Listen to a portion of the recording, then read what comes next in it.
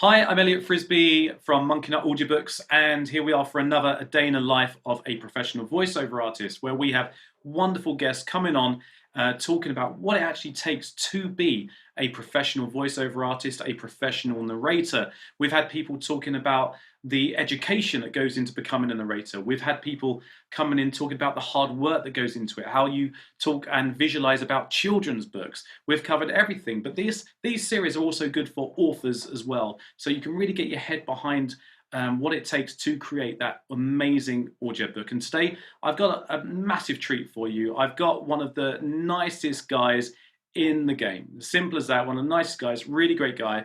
We've done lots of projects together. He, including one which I'm doing at the moment for him, which in my personal opinion is one of the best audiobooks we've been creating in a long time, but I can't tell you about it, but watch this space. I'm loving every second. And he is the Vice President of Harper Collins Christian Publishing, all the way in Nashville, Tennessee, and his name is Gabe Wicks. Gabe, thank you so much for being with me today. I really appreciate it. Thank you, Elliot. It's a pleasure.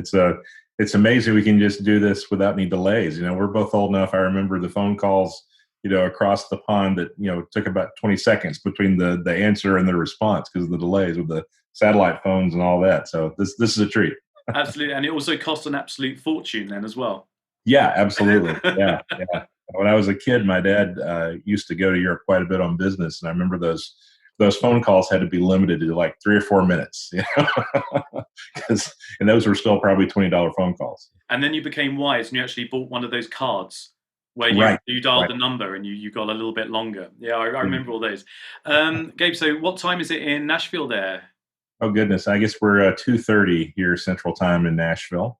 All right, so we're 8:30 afternoon. Yeah, lovely. Well, it's very dark here. You've actually caught me in my more atmospheric mode. It's not as bright. I like to dim the lights in the evening, just sort of chill out a bit, which is great. So yeah, like I said, thank you for doing this. And today, what I'd like to do is just create a little video which people can have in a coffee break and discuss the importance of quality control.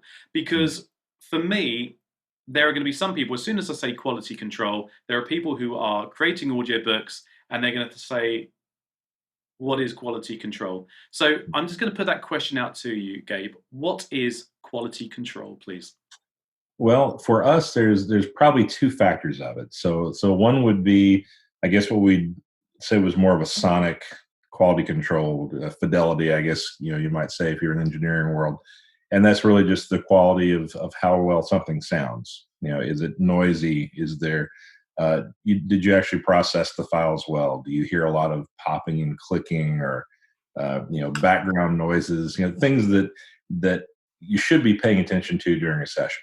And it's remarkable how many times that doesn't happen. And then the other piece of quality control would be the content. Would be, has it been read correctly?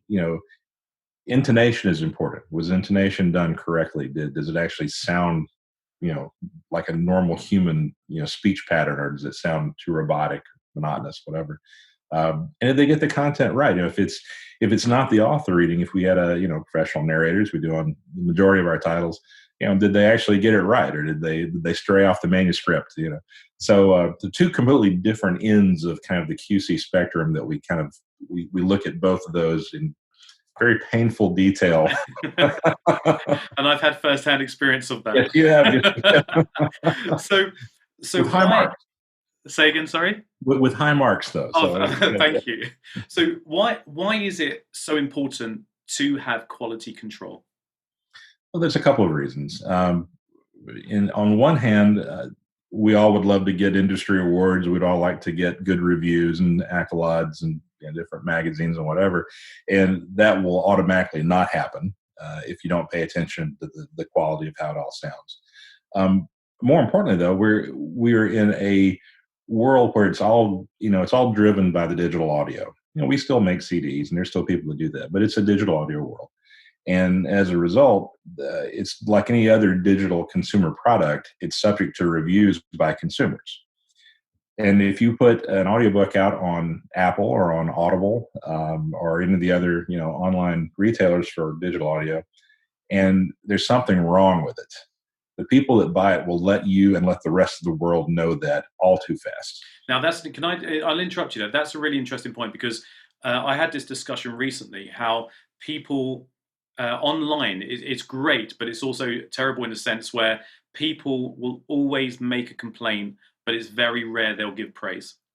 You see, because if you think about it, now you can rate an audiobook, you can give it 5 stars, and please do. If you love an audiobook, get out there and leave a 5-star remark, and please leave a nice comment.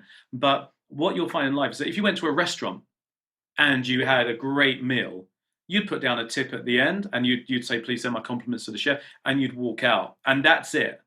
But if you'd had a bad meal, oh my goodness, you would let everyone know about it. Right, exactly. I think, it's a very, very valid point that people should spend more time giving a bit of praise.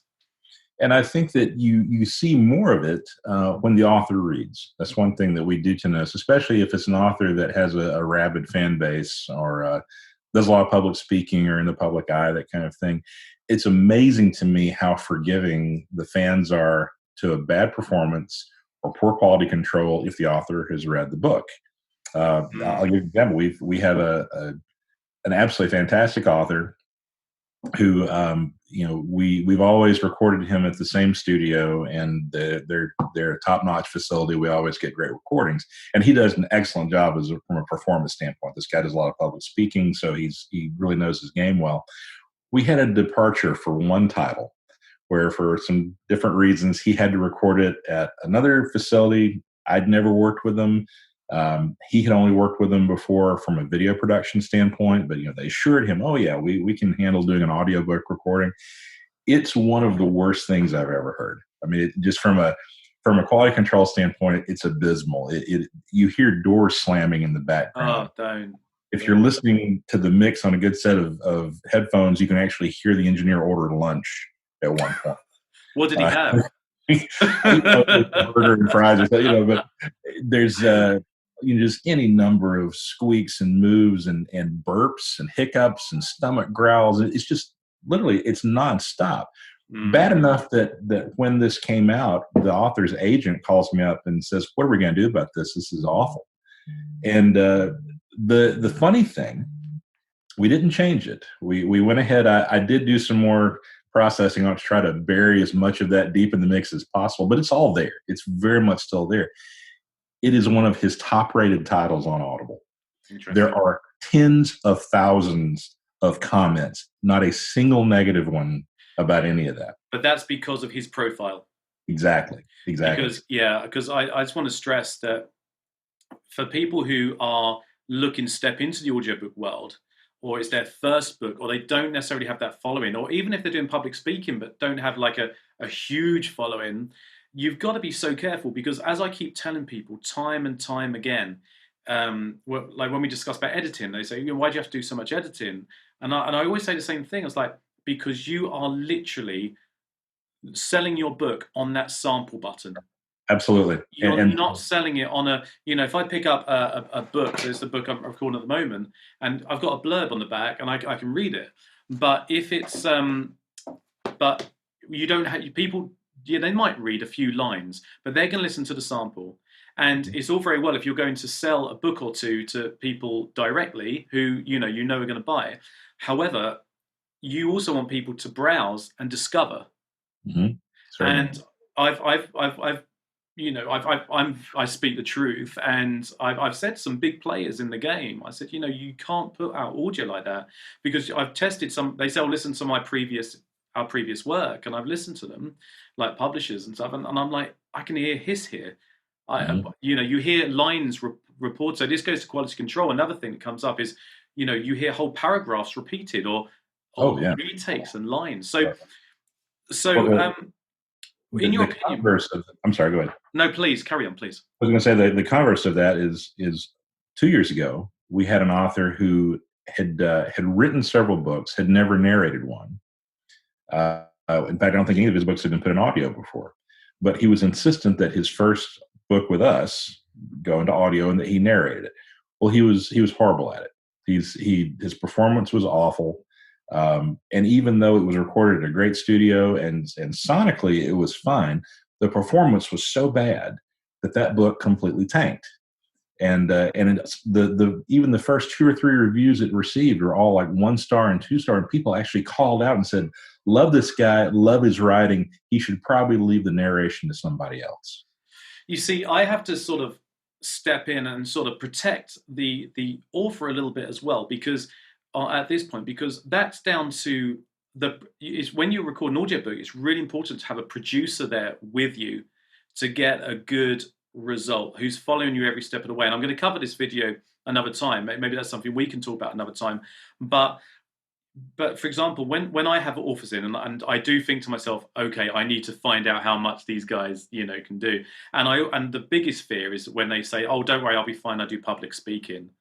That I get worried at that point, because when you're reading a book out loud, it's very different, as you know.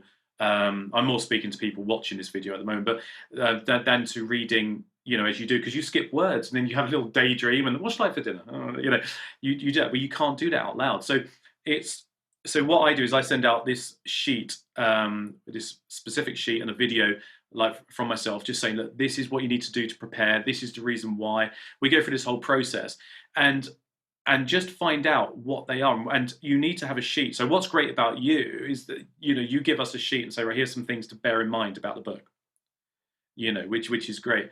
Where a lot of people don't do that.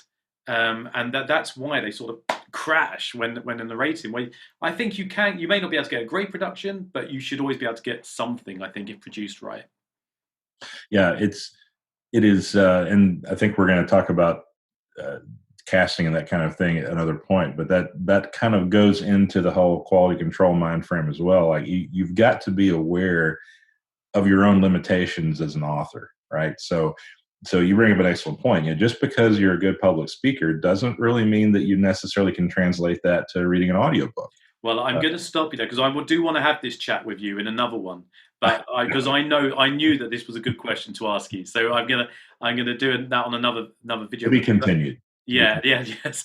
Watch this space. So first of all, I just want to say about what the risks are of doing bad quality control, and also should you do your own quality control, or should you hire a professional to do your quality control for you?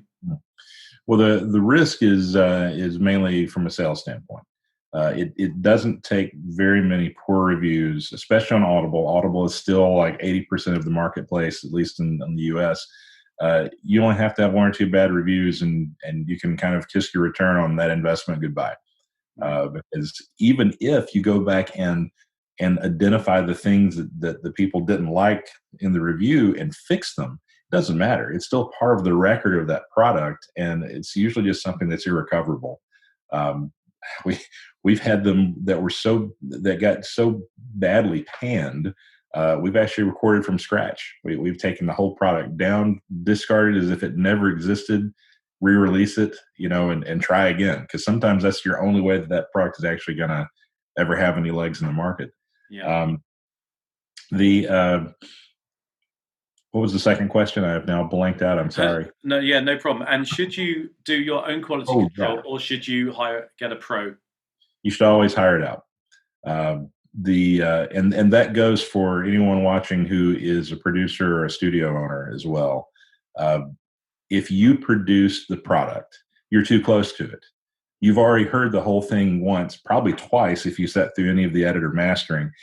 It's way too familiar at this point. You cannot be objective as a proofer.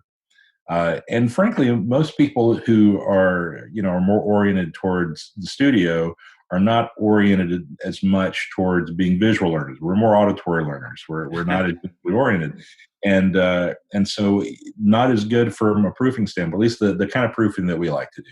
We like to have people that have an editorial background, are familiar with being book editors. Most of the proofers I hire have been book editors at some point in their careers, and they will listen to that recording with the manuscript in front of them, and they're going to make a notation anytime it's even off by a syllable.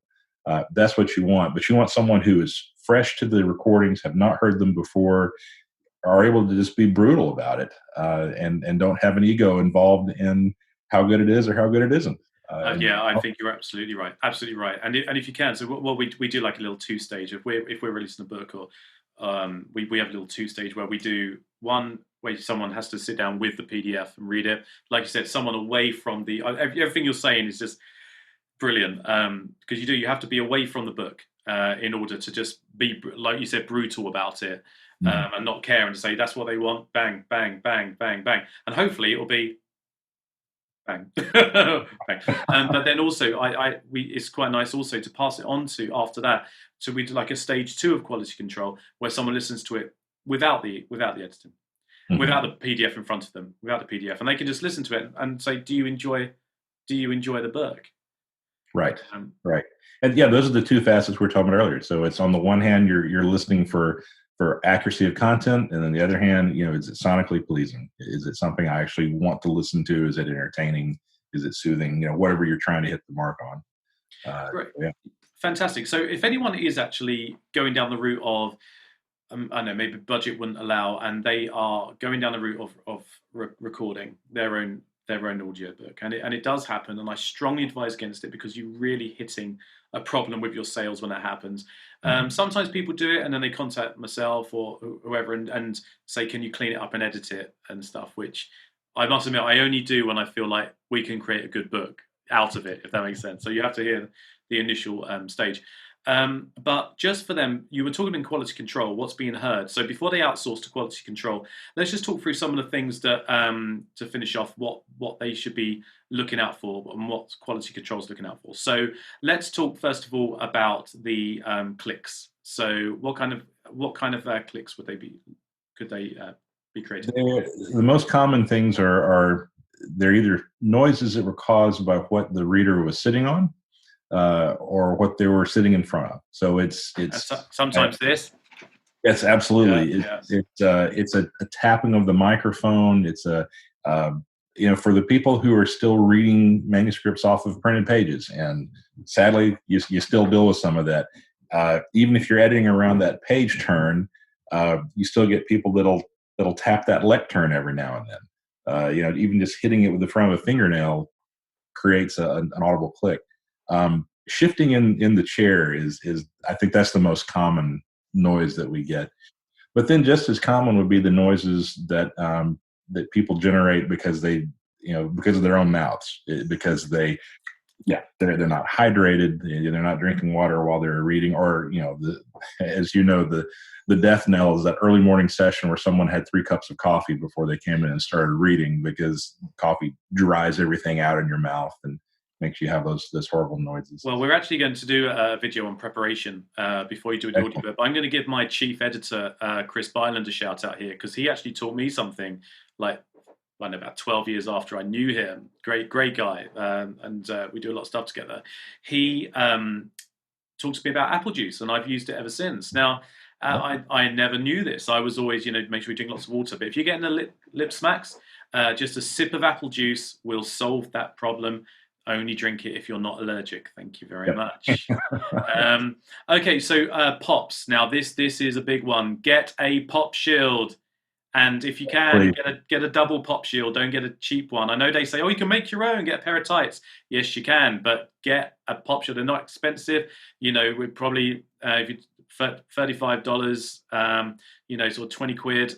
You'll be able to get. You'll be able to get one that will do the job. If you can get a better one, please do. Yes, and please don't eat the microphone. Put the shield in front of it, and then get back to the right distance. Don't inhale the front of the microphone. Well, we'll do another video on this actually, because also that then goes down to mic distancing, and it also goes down to your surrounding, your environment. Because if you haven't got the right environment, you're going to pick up reverb noise. And, yes, you can deverb in some post-edit, but, you want to stay away from it.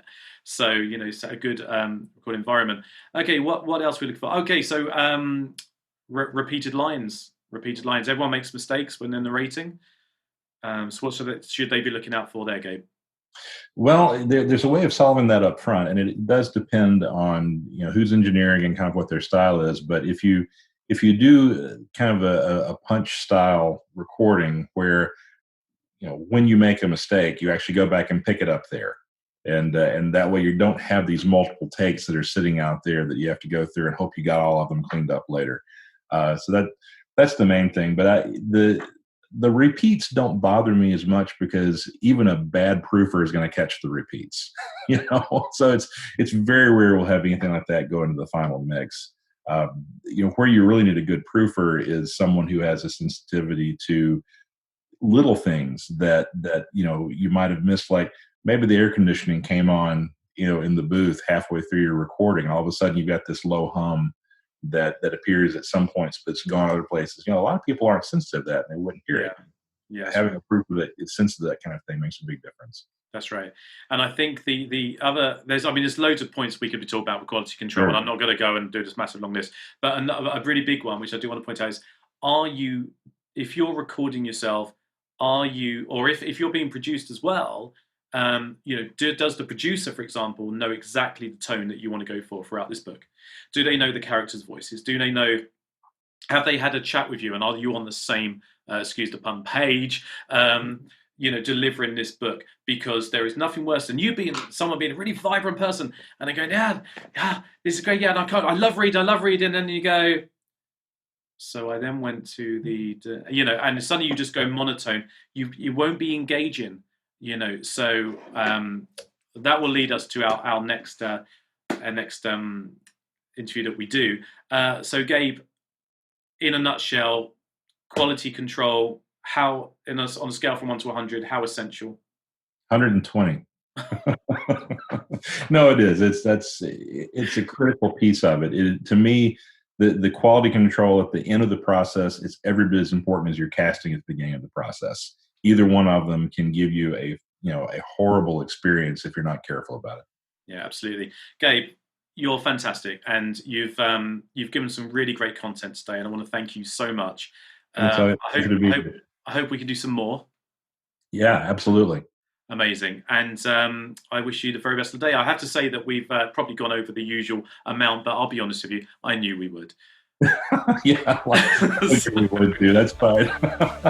Good talking with you, Elliott. Thank you. Yeah, lovely talking to you. All the best. You take care.